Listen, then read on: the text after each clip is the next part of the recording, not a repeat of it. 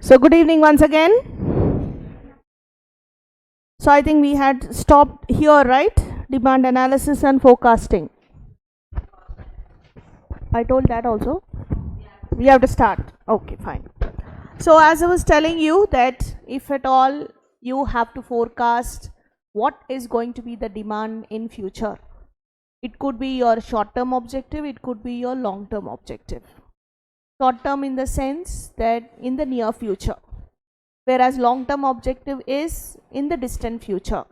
So it depends, you can define what your short term is and what your long term is, because for every business short term and long term change, they cannot be the same, right? So for a product, sometimes you find that short term would be only 6 months or 3 months or 1 year, whereas for certain kinds of products which take time to produce and change, maybe 2 years, 3 years also may be a short term, right?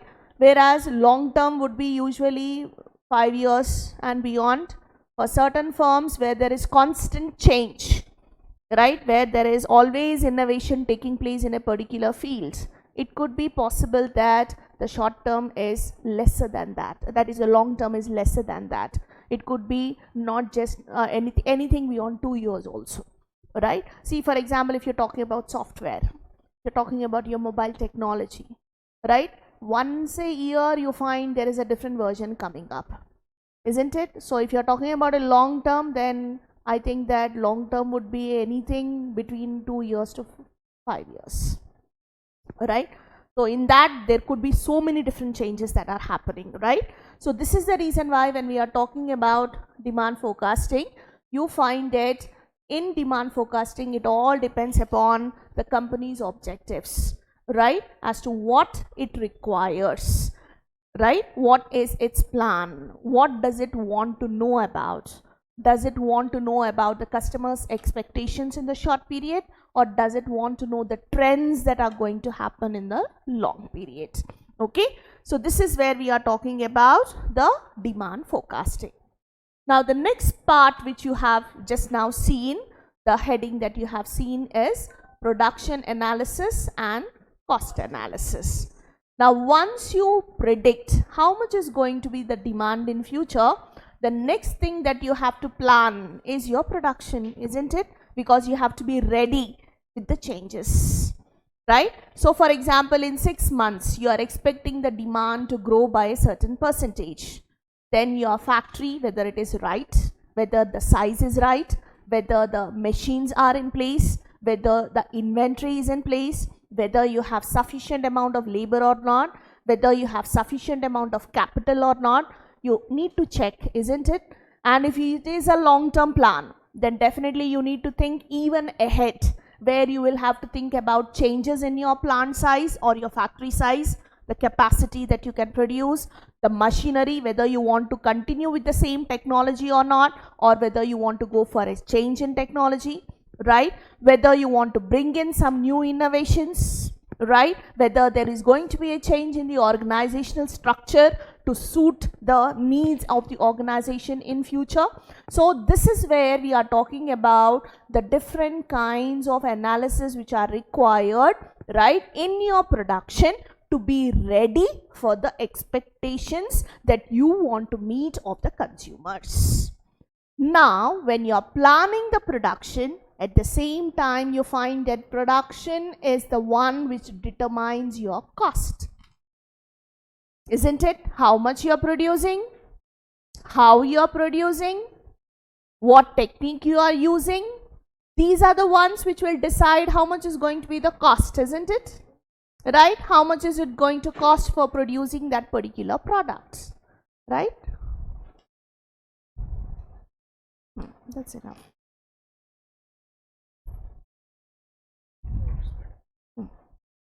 Basic problems if I want, and then this, right? Thank you.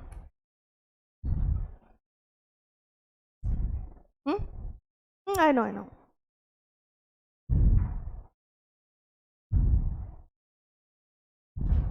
Yeah.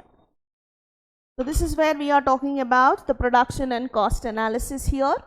So once you decide on the production, once you decide the size of your operations, once you decide the amount of production, the level of output that you want to produce, then you will have to decide what is going to be the cost that you can bear, right? See, whatever be the cost of the firm, it is not that you will be acceptable for all kinds of cost levels, isn't it? Because you have a certain budget, and at the same time you also will have to see whether this cost plus profit, when you add to the price, whether the customers will be willing to accept this price or not, isn't it? Because cost determines your price, right? On one hand, you will have to ensure that all your costs are covered. On the other hand, you will have to ensure that customers are ready to pay the price which covers this cost plus a little bit of your profit, isn't it? So this is the reason why we have to be very, very careful in choosing the production techniques and what is the cost that we are going to bear, right? So we have to choose those techniques maybe which will fit our cost level, or our analysis of our cost should be that we should be able to cover those costs with the price that we wish to, I mean to say, levy for the commodities which the customers are ready to purchase, right? So this is the reason why you find that we have to have a correct mix or a combination or a balance between how much you want to produce, how you want to produce, the cost of the resources, and thus leading to the price of the product. Okay, so this is where we talk about the production and the cost analysis. Then coming to the next one, inventory management. Just the other day I was talking about how it is very, very important for the firms to ensure that all their money is not locked up, right, in the inventory. Because if you purchase a lot of your raw material and you stock up your godown, right, and if you are not able to produce all of those, I mean to say all of those things and sell it in the market, your money will be locked up for the purchase of your inventory, isn't it? Right? You have purchased so much of raw material, you have purchased so much of stock which you want to produce. But let us say that you are not able to sell the product in the market in the same manner. Then in that case, your purchases will just lie there in the godown. Your money is locked up and you will not be able to rotate your money, isn't it? So that is the reason why it's very, very important that inventory management is very, very responsibly taken up by the firm. How much do you want?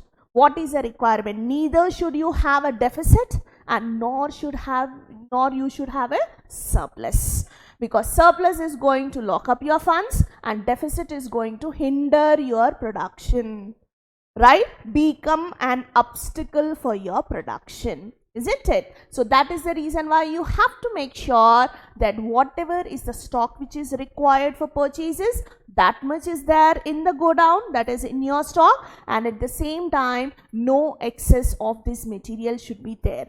But you can have a kind of a strategy where you have a kind of a tie-up with your suppliers, that in case there is a quick requirement of your inventory, you should be able to get that from the supplier within no time. In that case, what will happen? You do not have to stock up your inventory, and whenever there is a requirement, immediately you can contact your supplier and ensure that the required material is delivered to your place, isn't it? So that way what will happen?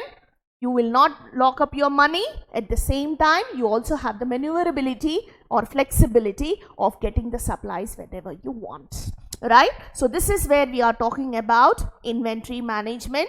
So there are different kinds of analysis. Some of the analysis which are mentioned in this particular paragraph, as you see, is ABC analysis, simple simulation exercises, mathematical models. There are so many different kinds of things, right? They are just mentioned for knowledge, right? So if you can just, I am to say, recall that these are the different kinds of few of the methods that are used for inventory management, that's more than enough.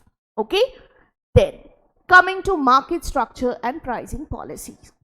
Now regarding market structure, we will talk in detail later. But if you are aware of the different kinds of markets like monopoly, monopolistic competition, oligopoly, duopoly, like that. For those who don't know, monopoly means single seller market. Mono, single, poly, seller. Okay, single seller market is like our Indian Railways. There is no other organization in India, right, which runs rails, right? Yes or no? And you have your power distribution companies in Telangana, your state electricity boards. Do you have any private organizations which supply electricity for you? No, isn't it? So that is a monopoly, single seller markets, right? Likewise, if you have duopoly, that means two sellers. Very few markets are two sellers, because soon if one competition is already existing, you find other competitors immediately entering into the market within a period of time. So that is the reason why two seller market will not last for a long period of time. If one competitor has entered, it is very easy for the other competitors also to enter within a short period of time. So duopoly usually leads to oligopoly. Oligo means few, right? Sellers, few sellers. So these oligopoly market sellers are very big companies, dominant companies, who have very large market share. Okay, see, for example, if you talk about the beverages industry or the soft drinks industry, right, you find that Pepsi and Coke are the two major companies, right, which are dominant market players in that particular industry. All the rest of the firms which are there in that particular beverages industry, or for that matter the soft drink industry, is hardly less than 5%. Pepsi and Coke hold 95% of the markets. Okay, so that is a one kind of a lopsided oligopoly. If you take your mobiles, right, then you have about 20 companies max, not more than that, right, which offer mobile phones. But some of the companies have large market share, isn't it? For example, iPhone, right, or for that matter your Xiaomi or whatever it is, or your whatever the Samsung, for example, right? So there are few companies out of these 20 companies which have dominant market share, right? So such a kind of a market is called as oligopoly market. Then you have monopolistic competition. Monopolistic competition is where you have lots and lots of sellers, right, each having very small market shares. For example, if you take restaurants, you can't say that one restaurant has a dominance over the other restaurants, isn't it? Even if you take, for example, Bawarchi, right, you find that one restaurant cannot hold the entire percentage of the market share, isn't it? Right? Maybe it is known for its name, but doesn't mean that there are no other players. There are so many others, right? So this is the reason why we say that monopolistic competition is containing large number of sellers, but they have their market share which is very, very small. Book publishers, plastic manufacturers, right, or cab services for that matter, right, all taxi services I'm talking about. So all of these, so many different companies are there, none of them have a dominant market share, right? If at all they have, then it becomes oligopoly, not monopolistic competition. Okay, so usually in monopolistic competition, lots of sellers are there, none of them have a dominant market share. Okay, so you find these are the different kinds of market structures you have. Now, depending upon each of this structure, right, I will have to plan a strategy. How to sell if I am a monopolist? How to sell if only 2 firms are there in the market? How to sell if there are only 20 firms in the market? How to sell if there are hundreds of firms in the market? Because if there are hundreds of firms, that means lot of substitution, lot of substitute products. Then I can't go for very high price or significant change in the price compared to other rivals, right? unless my commodity is something very unique. Isn't it? If it is little bit change, let us say slightly different. For example, if you take soaps, slight change in one soap or the other. But if I increase my price of the soap even a little bit, immediately next month there may be a drop in demand because people find lot of substitutes. Isn't it? You find it, okay, I'll try one more soap. Why? This has become costly. Right? But mobile phones, if you talk about oligopoly market, you find that you can't immediately switch from one product to another product. Why? Brand loyalty is there. Right? Reputation of the company is there. Isn't it? Or quality of the product which you believe in. Lot of product differentiation is there. Features of one product and the other product are very, very different. Isn't it? So in that case, what happens? Customers prefer a particular product because it has unique features. Right? So that is why the price that I follow in oligopoly market may be different and the price that I follow in a monopolistic market is different. If at all I am the single seller in the market, right? Of course, monopoly, these which we have spoken about are government monopolies. But let us say you are the only single seller in the market selling some product, right? Then you have a lot of power in your hands. Whatever price you say, the customers will have to pay for it. Isn't it? That is the reason why private monopolies are usually not encouraged by the governments because they may lead to exploitation of consumers. Okay? Because if there is only one seller in the market, right? And if he is the only one who can sell the product, then he can fetch any price he wants, isn't it? So customers will be forced to pay that price. That is why governments control monopolies. They don't allow private monopolies to come into existence. Right? So this is where we are talking about market structures, pricing policies. Right? So if you have a lot of rivalry, you may have a different kind of pricing policy. If you have very less amount of competition, you may go for a different pricing strategy. Isn't it? So these are the different kinds of things that you will have to think about when you are facing the market and the kind of strategies that you have to adopt for pricing. Then comes your resource allocation. So because resources are very scarce, whether it is for businessmen or for the nation, resources are always scarce. We don't have unlimited resources. So if you have to make the best use of these resources, then you have to ensure that wherever we get the maximum benefit by using these resources, that is how we have to use it.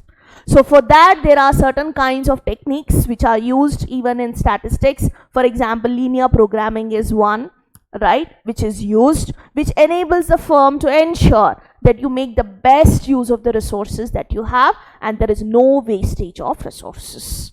Okay, so wherever you get the largest benefit, you try to allocate the resources for that particular purpose. Okay, then coming to theory of capital and investment decisions. Now when we are talking about capital, I already told you that capital can consist of money, equipment, tools, furniture, buildings, any asset which is used in the production process. But basically it is man-made. It's a man-made resource. Capital is a man-made resource. So when we are talking about capital, how best we can use capital is very essential. Because usually businessmen, whenever they invest capital, they usually borrow this capital from others by paying interest. Okay, you can even raise the capital from the financial institutions like banks, or you can sell your shares of the company and raise the capital in the markets. Are you with me? Right? So you can sell equity, you can sell other kinds of bonds, debentures, or for that matter, you can even go for banks which give you credit. But it all depends upon how you want to pay, what is the capacity for you to pay, right? Which is convenient for you. Do you want to go with share capital? Do you want to go for debt? That is all depending upon the company's performance. Because if you are talking about debt or credit, loan that you have taken, then there is a fixed rate of interest that you have to pay irrespective of the performance of your company. Whether you're doing good, whether you're doing bad, you have to pay the interest. That is debt instrument, isn't it? Whereas if it is equity, shares, then if your company is performing good, only then you will be paying the dividends. Correct? If you are not performing well, then they are also the shareholders who are the owners of the company. So they will have to bear the losses just like you. That means you do not have to pay any kind of dividend for your shareholders. So there are its own advantages and disadvantages, right? There are different ways and reasons as to why you go for share capital and why you go for the debt equity, right? Debt. So that is the reason why it all depends upon your, I'm to say, your business, your outlook, the necessity for that matter, right? And this is where you will have to talk about how to allocate capital, how to raise capital, how to pay for the capital, and how to use this capital. Okay? And in the same manner, please understand that nowadays companies are no longer dependent only on their own products' profit. For example, I am producing some toothpaste. Let us say my company is earning a lot of profit. It is not that I just keep those profits with me and do nothing. Nowadays, all companies are investing their profit in different kinds of investment options, right? They also can invest in other companies so that they can earn some kind of interest or some kind of dividend, right? They can invest in different kinds of financial instruments so that they can get rate of return. They can invest in different kinds of other kinds of financial instruments offered by government also, where they can earn again a rate of return. They can lend it to somebody where they can earn an interest. So there are different ways in which company is trying to use its profits. Nowadays companies are no longer only dependent upon their own profit and sit like that. Okay, they make use of their funds for various reasons. So this is where we have to talk about investment decisions. Which project to opt for? Where should be our portfolio? How much should we invest in a particular avenue? Right? How much are we going to get a rate of return? Do we have to put our money just like that and keep it like this? Or do we have to keep looking for better chances? All of this is a strategy again. And this is where we are talking about theory of capital and investment decisions, right? Then profit analysis. See, companies earn profit. What you can do with the profit? 1, you can enjoy your profits. 2, you can put a certain kind of reserve for the rainy day. Whenever there is a need, when there is a crisis, when there is a contingency, you can make use of your profits. 3rd, you can distribute your profits as dividends, right, among your shareholders, right? So there are different ways in which you can make use of your profits, right? So if you enjoy all your profits, then you find that whenever there is a need, you may not be able to get anything to fall back on. You don't have any crisis funds. You don't have a reserve. If you put all your money only in reserve, then your shareholders may not be so happy because you are not paying them enough dividends. If you give all your dividends only to shareholders, again, there is a problem that you may not be able to plow back any amount of money into your business. So whenever there is an expansion needed, renovation needed, some changes needed, it is not possible for you to make use of that capital, isn't it? So this is the reason why how best you can make use of your profits, again, is a part of your business economics, right?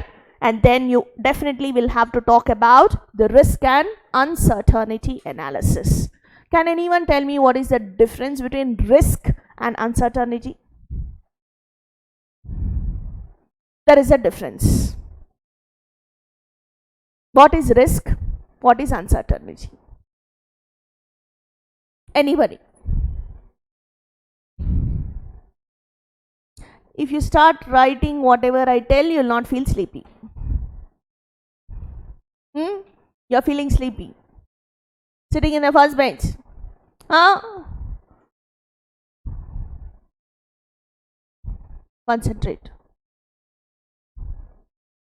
Anyway, what is risk? What is uncertainty? Anybody? Take a guess. It doesn't cost you.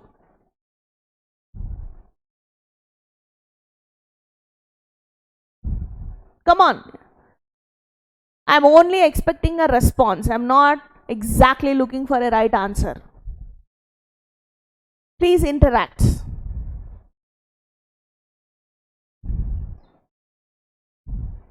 Doesn't matter if you go wrong. We are only learning, correct? Try. What is risk? What is uncertainty? It is try to answer. Anybody? Okay.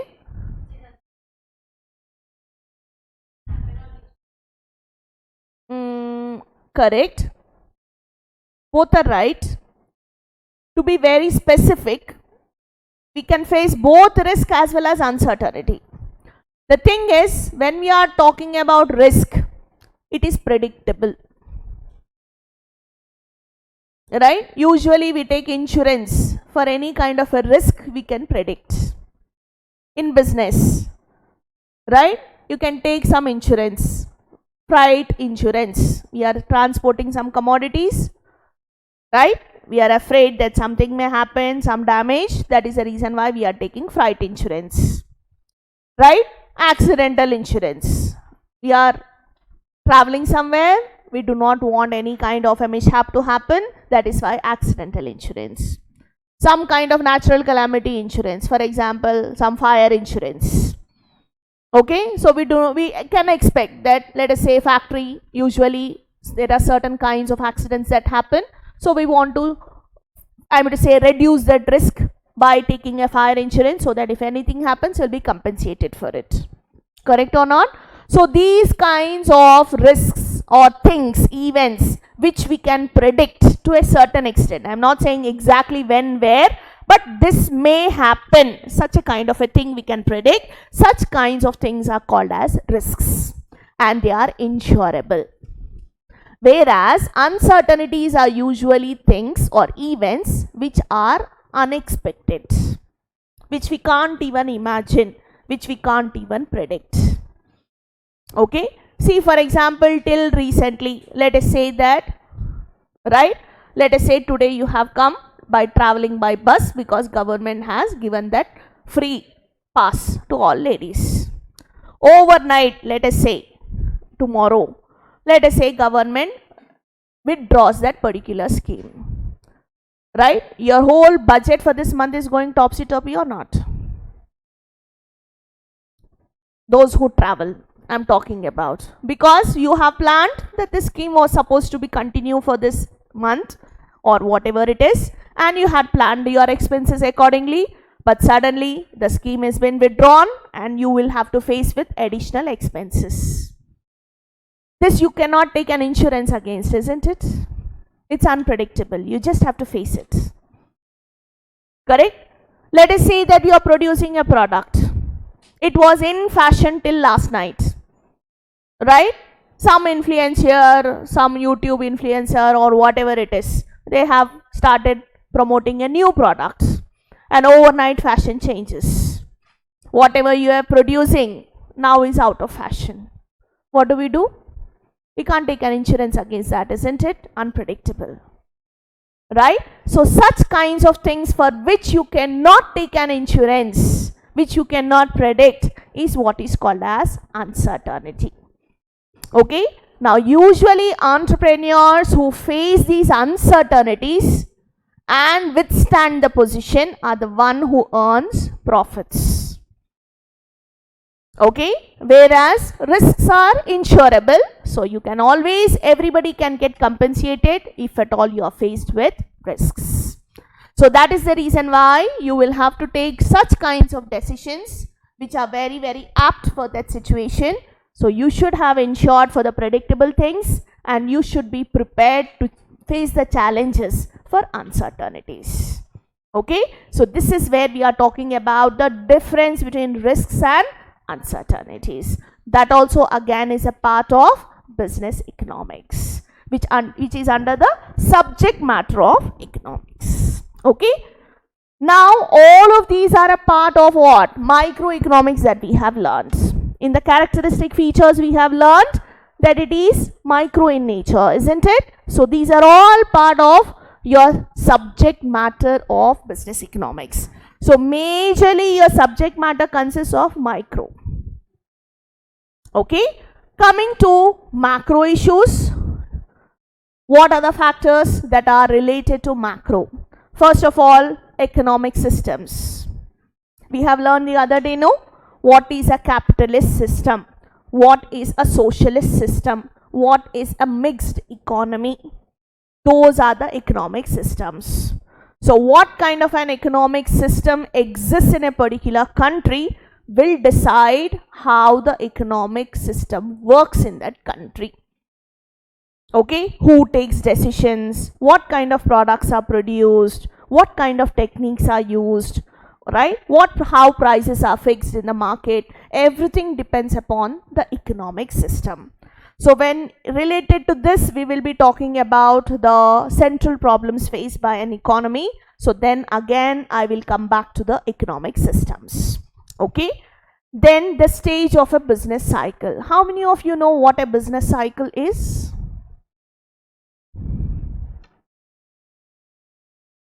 Also called as a trade cycle.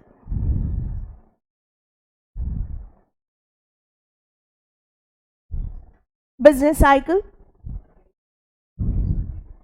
the phase in which economy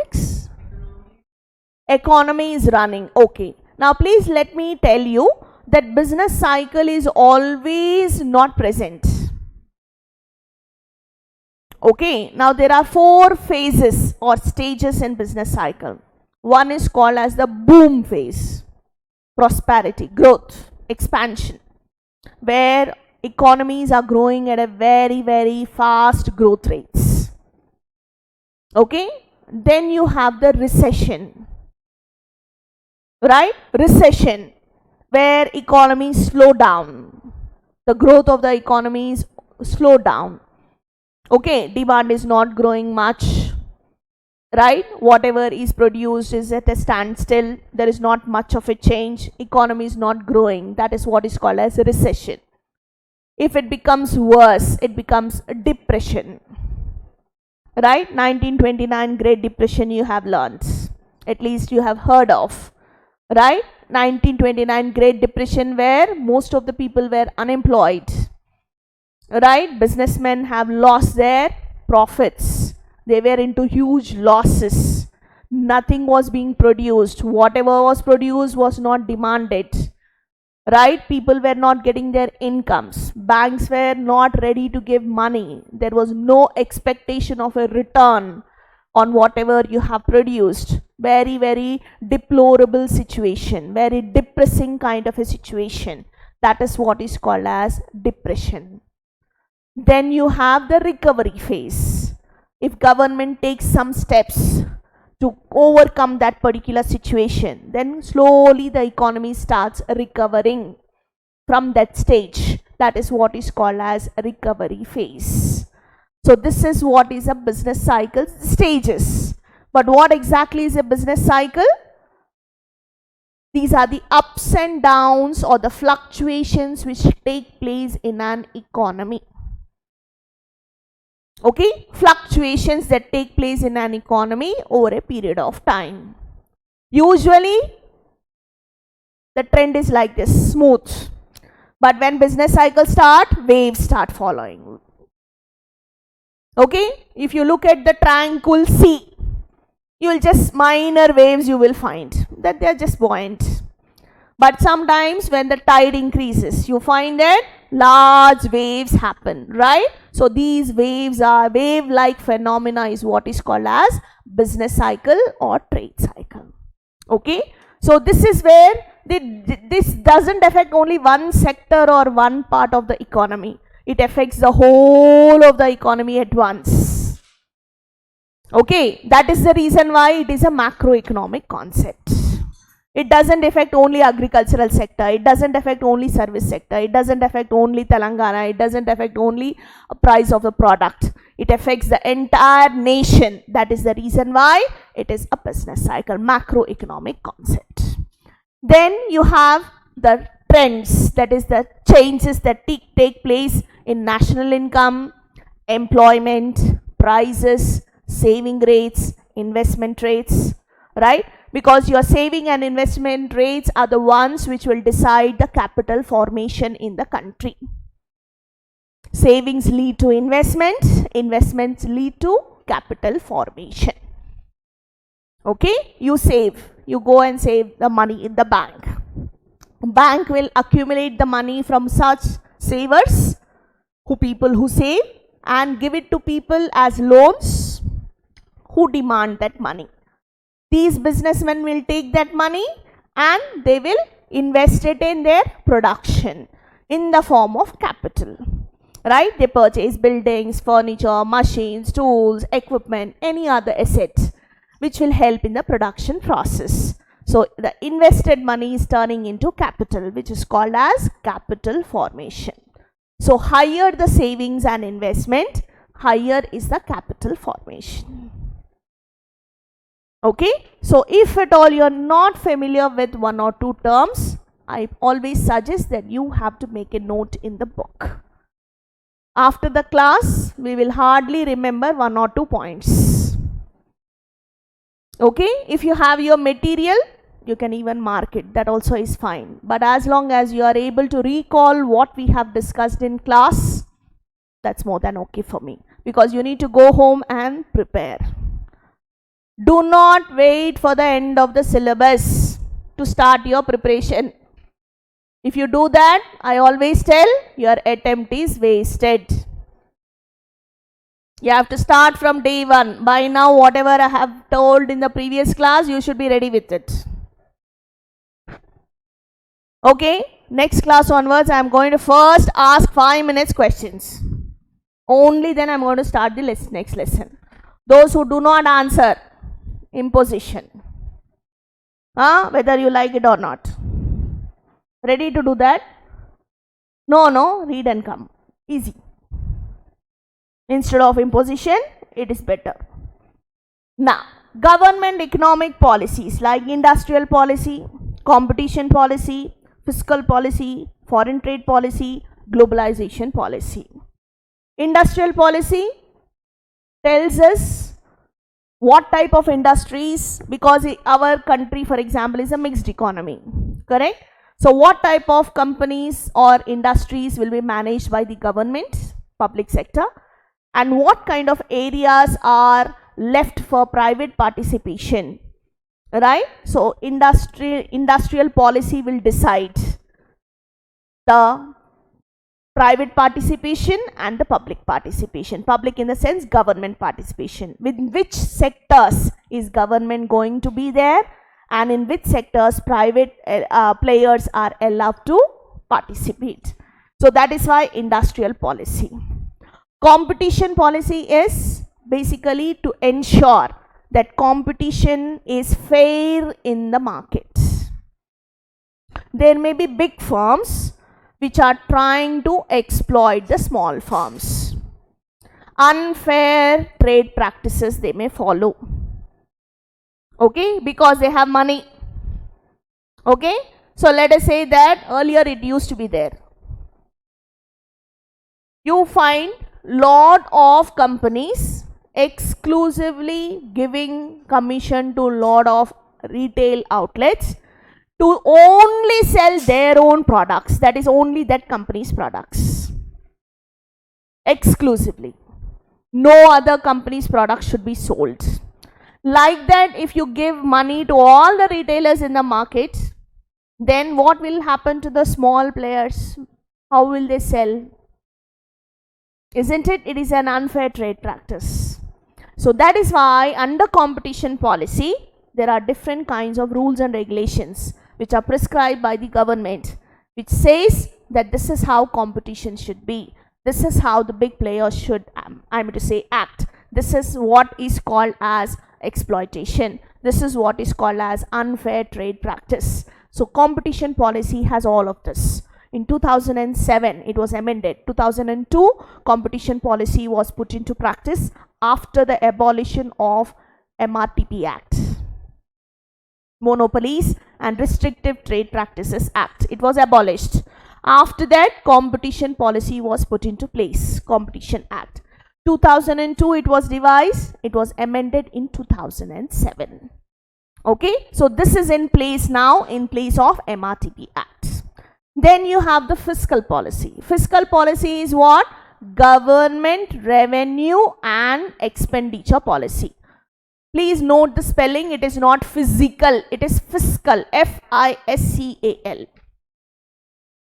F-I-S-C-A-L. Yes or no? Do you remember this? See. Fiscal.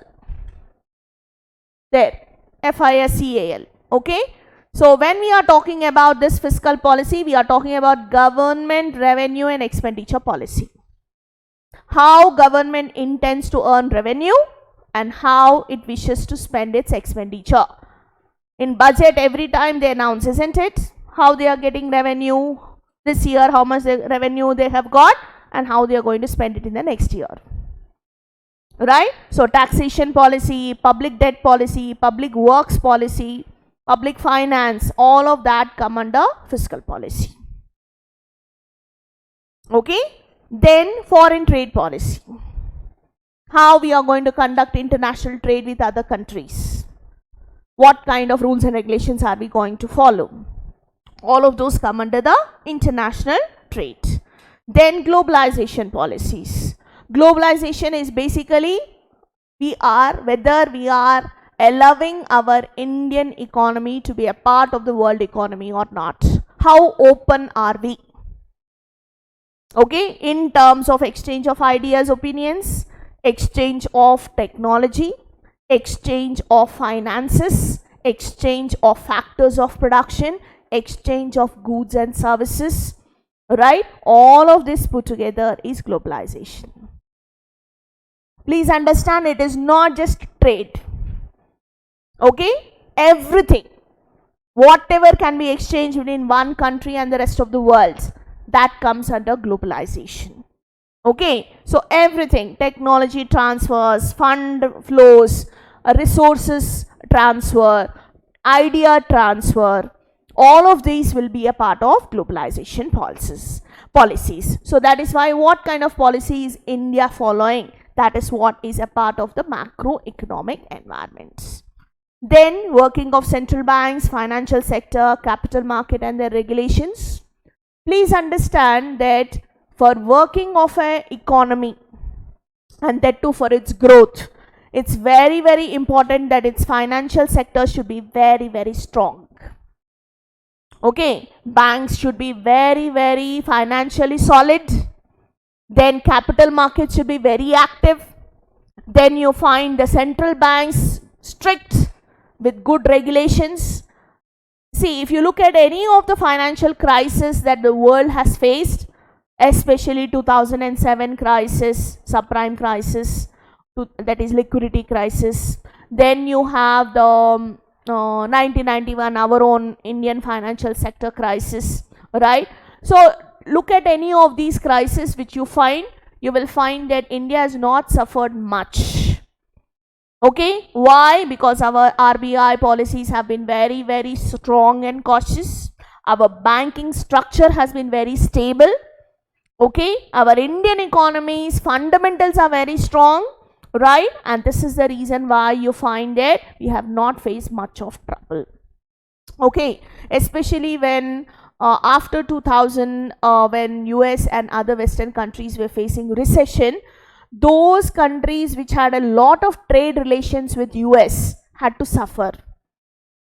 Okay, why? Because if exports and imports of America suffer, then whichever countries are exporting and importing from them will definitely get influenced by it, isn't it? But our trade was not so much with US, and that is the reason why we were actually very, very safe. Okay, so this is where the working of central banks, capital markets means stock markets. The secondary market where shares and other securities are sold is called as the stock market. The first market where first time the securities are sold is called as the primary market. Okay, so primary market and secondary market are two markets under capital market. Capital market is a market for raising long-term capital requirements.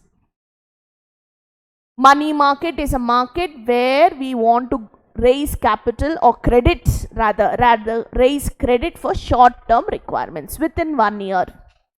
Anything beyond 1 year, capital markets.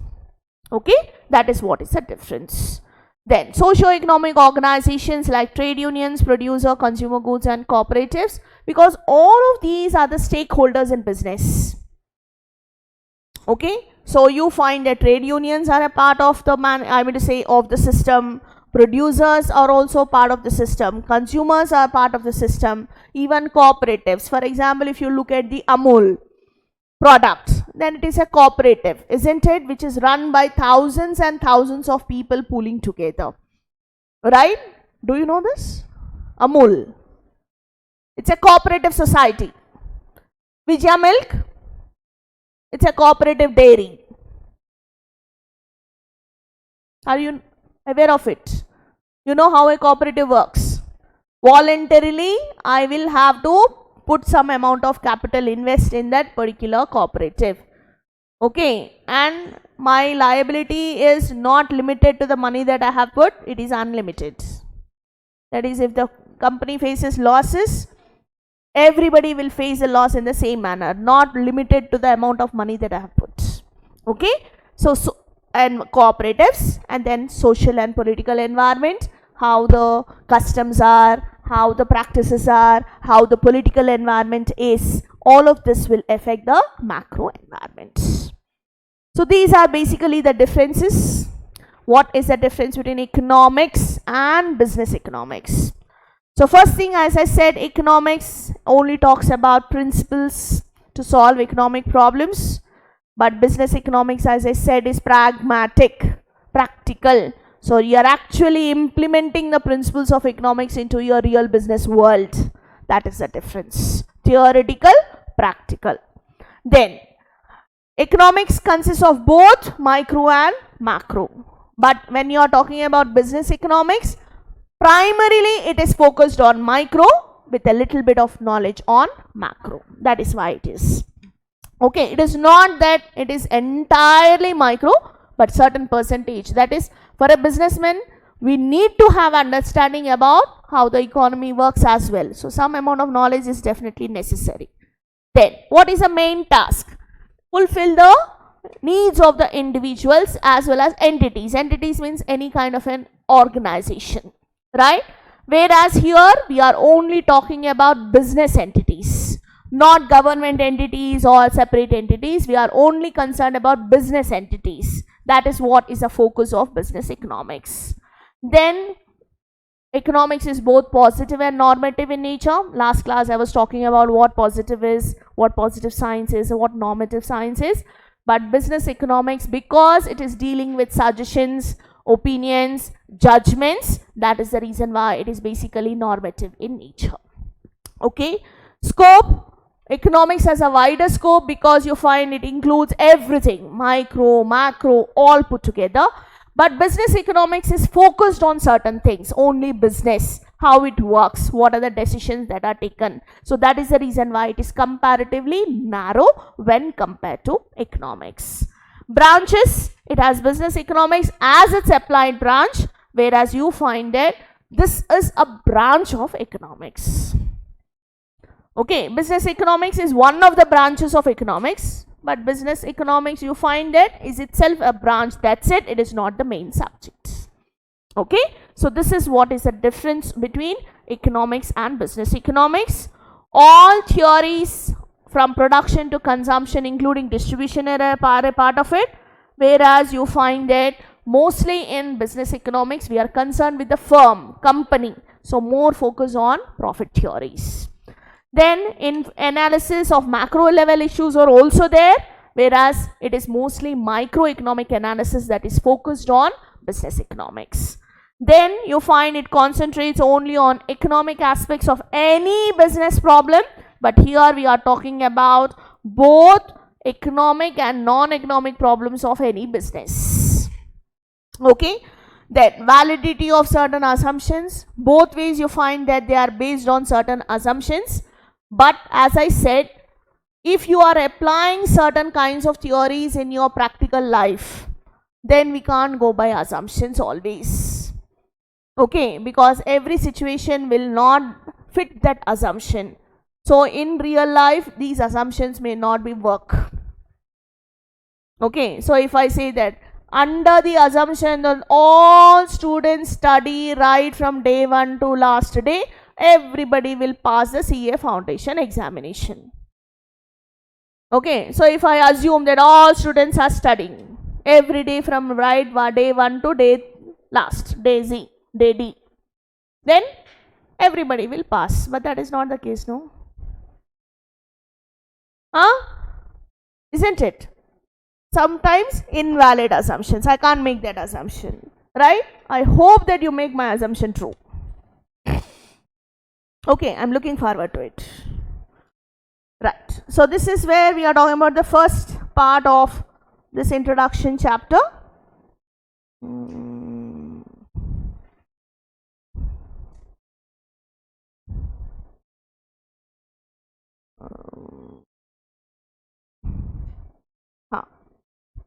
Now we have this thing,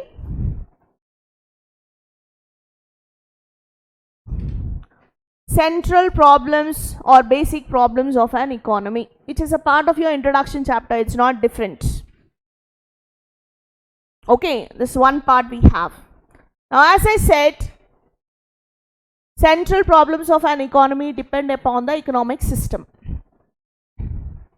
Economic system, we have already classified them into capitalist system, socialist system, mixed economy, right? Now whatever be the kind of economy that we are talking about, any of these three, all the three economies face these problems. What are those problems? Which are called as central problems of the economy. What to produce, how to produce, for whom to produce, and what provisions have to be made for growth. Okay, so if you are a capitalist economy, can you tell me how to solve the first question?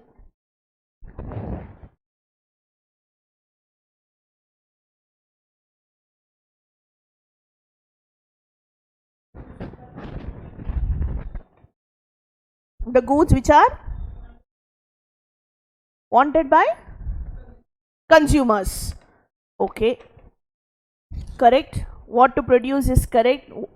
Now I will give you a choice. For example, there are luxury goods, there are necessities, then you have capital goods, then you have consumer goods. Okay, so in a capitalist system, what will be decided? Those goods, whether they are luxuries or necessities, whether they are consumer goods or capital goods, whatever are demanded by the consumer, you are going to produce those goods. Okay, you are not bothered whether only luxuries are available, I should make necessities available. That is not my motive, right?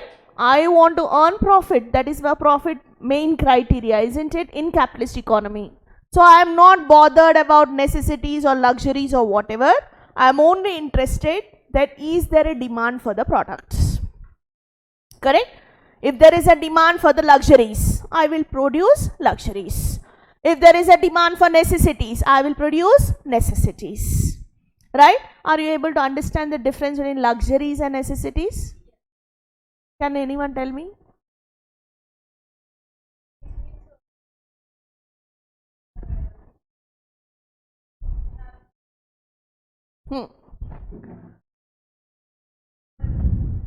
More than comfort, no?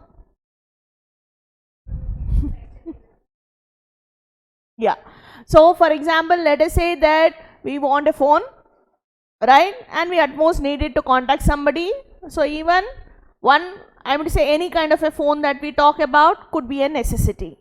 But if we want the most expensive phone, or let us say with diamond engraved, entrusted, okay, Swarovski jewels, right, or for that matter any kind of latest technology, one of a kind gold phone, many of them have, don't be surprised. Okay, so you find that if you have such a kind of a thing, then that is what is a luxury. Now usually very simple definition is necessity, where maybe we can afford it on a regular basis, whereas luxury is where we cannot afford it on a daily basis. Even for a rich man, if you are saying that it is a luxury, see, if he is able to afford it, it is a necessity for him. Yes or no? Luxury means something he also cannot afford. For him, that is what is luxury, isn't it? For any person, it's the same thing. If you can't afford it on a regular basis, it's a luxury. Whether it is for a poor man or whether it is for a rich man. For us, one thing may be a luxury. For him, it may be a necessity. For him, something may be a luxury. Okay, so this is where we are talking about necessity and luxury. So it doesn't matter which product is demanded, as long as the consumers are demanding that product, that is what is produced in the capitalist system. Because I want money, I want to earn profit. I am not bothered about whether I have to produce for the masses or the classes or whatever it is, right? So what to produce is how that is decided in capitalist system. What about socialist system? How do you decide? Usually you produce it with a welfare motive. Okay, so you are going to think about more with regard to the welfare options of majority of the people, right? Not just demand, but we are going to talk about what is more essential from an economy's point of view, right? So maybe you will be producing keeping that in mind, that lot of people are required, are in need of it, and that is the reason why I am going to produce it, isn't it? So if capital goods are needed, capital goods will be produced. If consumer goods are needed, consumer goods are produced. If necessities are needed, necessities alone will be produced, right? Very rare cases luxury goods may be produced, isn't it? So what to produce is that is how you decide. In mixed economy, public sector will behave like a capitalist system and private sector will behave like a socialist. Reverse. Public sector will behave like a socialist system and private sector will behave like a capitalist system. Okay, next, how to produce. That means basically what technique of production should I adopt, isn't it? So how is it decided in a capitalist system?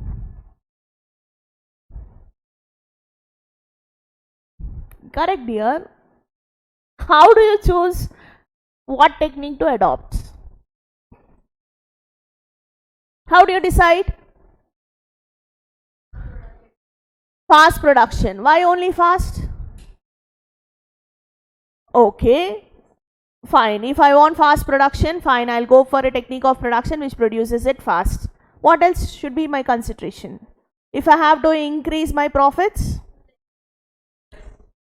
cost minimization, isn't it? So I will go for a technique of production which minimizes my costs. Okay, which minimizes my costs. So basically I want to widen the gap between my cost and profit so that I can earn more and more profit. That is how the technique of production is chosen. But that is in capitalist system. But in socialist system, while choosing the technique of production, though cost minimization may be, I mean to say, in the that is maybe the priority, but let us say that lot of laborers are unemployed. So my priority is to provide employment to those people because I am a socialist system.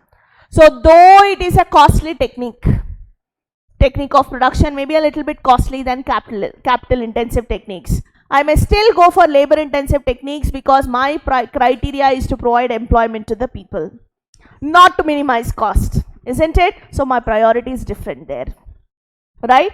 Likewise, sometimes let us say there is shortage of goods, right? I want to produce it fast so that the shortage can be minimized because inflation is increasing in the economy.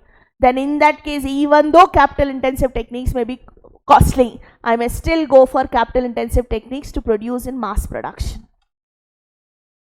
Okay, in a socialist economy I'm talking about, right? So sometimes I may go for labor intensive depending upon the priorities, and sometimes I may go for capital intensive though it is costly. So cost is not the basic criteria for choosing the technique in socialist economy. It is the priority or the urgency which is the need.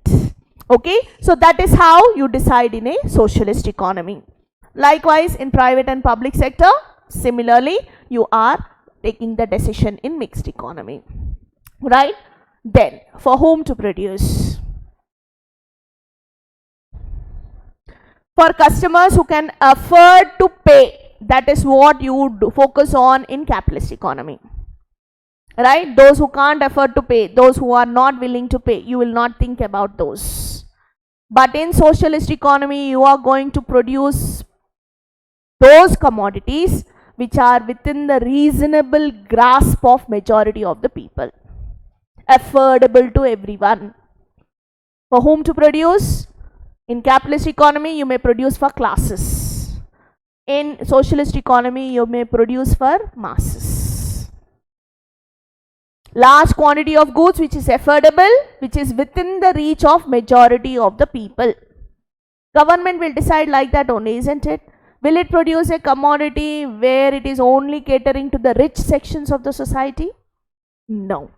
That may happen in capitalist economy, but not in socialist economy, right? So that is why for whom to produce, right? That is how you differ. Capitalist system thinks about people who can afford to pay, whereas socialist economy thinks about people who cannot pay actually, right? So that is how you decide. And how you take the decision for the first three questions will decide the last part. What will be the growth rate of your economy, right? Because the commodities you choose to produce, the techniques that you choose to produce with, and the people for whom you want to produce will decide what is the growth rate of your economy, right? Surprisingly, capitalist economy has usually a higher growth rate when compared to socialist economy. Why? Because capitalist economy is not dependent upon the upbringing of all people. It is not bothered. It is self-interest, right? So each one of them compete with one another. It is for my own self. So I will work hard. If I have to work hard for my neighbor, in socialist economy, that is what it happens, isn't it? I have to work hard for my neighbor as well, not for myself, for my neighbor as well. So it is a little bit demotivating, isn't it? Self-interest is where which motivates us. So capitalist system has a more higher growth rate when compared to socialist systems. Okay, so this is how the different problems of the economy are solved. So here, what to produce, you can just go through it. Whether more guns should be produced, more dams should be produced, which quantities to be produced, right? Whether the society has to decide how many hospitals, how many schools, how many machines, how many clothes. This is what to produce is. Because the commodities are, resources are scarce, and we have lot of big list of items that we want to produce. How to produce? Labor intensive, capital intensive techniques, right? For whom to produce? A society cannot satisfy each and everybody, so we try to see to it that who are the different people who can be satisfied at the most, and what provisions should be made by growth means the current consumption will decide the future growth. That is what it is. So if the growth rates in the present period are stagnant, then the growth rate in the future also will be a little bit less. If you over consume in this period, the growth rate will be less in future, right? Sustainable growth rate, that is what we got to talk about, isn't it? Where the growth rate continues to be what it is for years together, right? So this is where we are talking about it. And revisiting the different economic systems, examples United States, United Kingdom, Hong Kong, South Korea. Hong Kong is now part of China, so you will not find that much of a difference, right? Though it is allowed to follow a capitalist system, it is more and more coming under the regime of China, so not so free. Okay, so South Korea, yes, of course.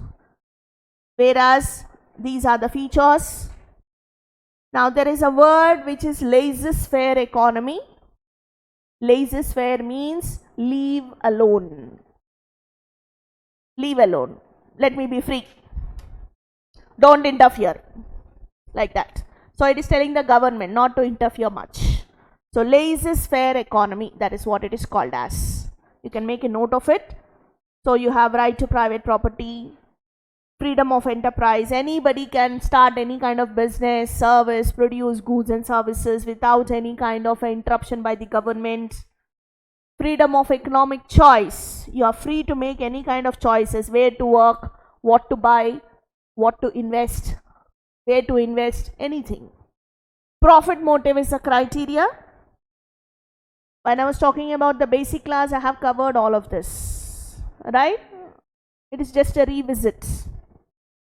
Then consumer sovereignty. Sovereignty means independence, complete freedom.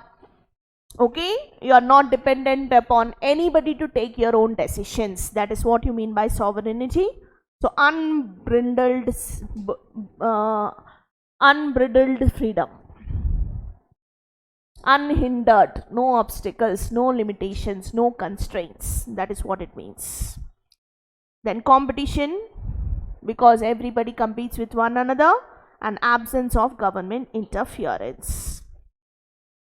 So I'm just going through it. Right to private property, freedom of enterprise, freedom of economic choice, profit motive, consumer sovereignty, competition, absence of government interference. Anything which you didn't understand? If you don't understand something, just raise your hand, please. Anybody? No hesitation.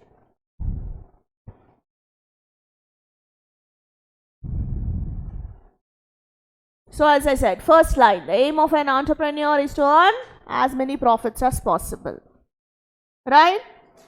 Deciding how to produce. An entrepreneur will produce goods and services using that technique of production which renders his cost of production minimum. Just now we have spoken about it. Deciding for whom to produce, who have the buying capacity, right? Deciding about consumption, saving and investment, all depends upon where the demand is and where exactly you have to produce it. Okay. Now these merits, you can speak about one merit. Usually allocation of resources, they say, is very efficient in capitalist economy, because only when there is a demand you are allocating the funds for it. If there is no demand, you are not allocating any resources for it, so they are not going waste. But in a socialist economy, whether people are buying or not, with your idea you produce. Those commodities may be consumed by the consumers or not. Isn't it? Because government itself is deciding these are the commodities I am going to produce. Whether they are actually needed by the consumers or not, don't know. That is one merit of capitalist economy. Very, I am to say, important merit, you can say. Okay, so usually a high degree of operative efficiency under the capitalist system. Okay. So innovation, democratic freedom, freedom to express, risk taking is there, driving force behind profit motive. All of these are the merits of capitalist system. Now if you talk about demerits, exploitation of labor is a major demerit of capitalist system, because they want to earn profits, so they will make you slog from morning till evening. Okay. There could be strikes, lockouts, because they are not in agreement with the management. There could be some kind of instability, because basically you find that you are on your own, you are not dependent, somebody is not guiding you.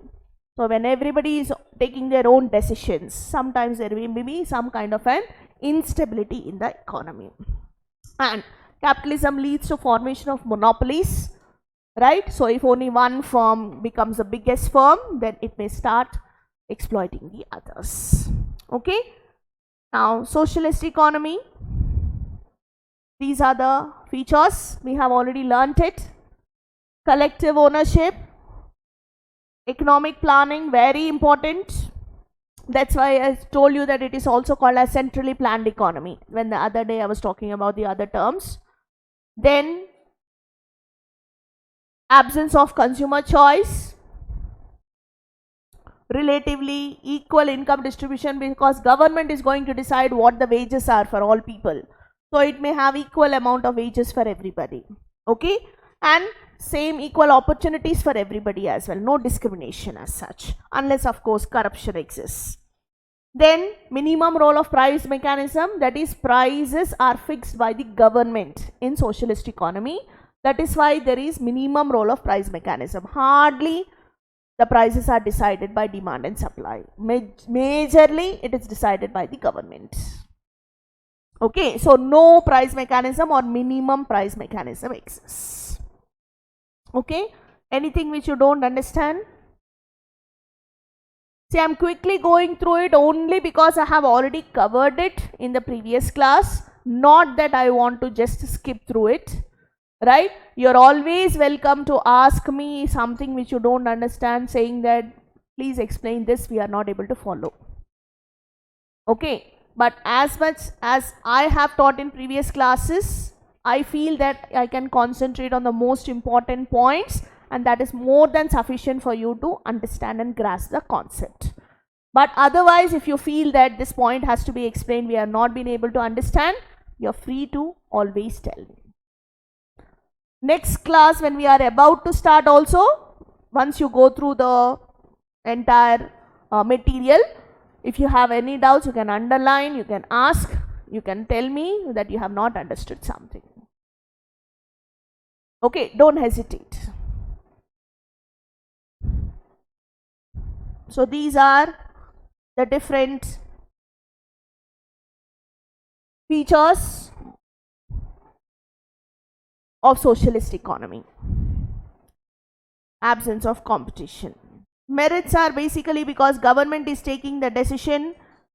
You can find that all regions are well developed, equal opportunities for everybody, exploitation would be less, masses will be concentrated more, welfare motive is given priority.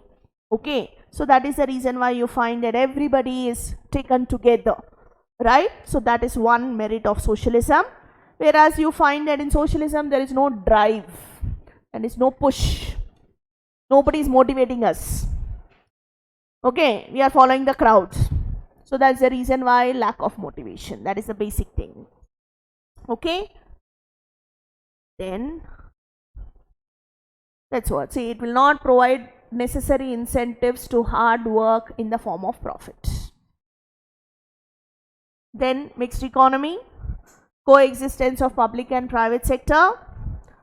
Private sector will basically manage whatever is left by the government. Public sector is not profit oriented. And combined sector, which is also called as joint sector. Sometimes there is a 50-50 partnership between government and private sector. So the merits, both systems are combined. So merits of both the systems are there, but demerits, both demerits of both the systems are there again. Okay, because if you have demerits of capitalist system and demerits of socialist system, they will exist both in mixed economy, right? So sometimes what happens is government and private sector unnecessarily compete with one another because they are in the same sector. So that gives no unnecessary competition, which is not required at all, right? And sometimes what happens is when public sector is taken for granted, then it becomes a burden for the government, because government is focused more on giving the commodities at affordable prices to consumers. But sometimes what happens is because costs are not taken into consideration, in a period of time they become a burden for the government. They become inefficient because everybody's property, nobody's responsibility. That is how it is, right? So these are the demerits of mixed economy. Okay, so we are done with the first unit rather. So I want you to go through these 2 chapters. Next class tomorrow, at least 1 chapter which we have done earlier. If not for this chapter, the earlier chapter that we have done, right? This is basic problems, which is the second chapter. In the first unit itself, that is in introduction to microeconomics itself, you have 2. First one, which we have done previously. At least if you go through that, I'll be asking questions on it. And Wednesday when I take a class, then I'll be asking questions on this. Clear?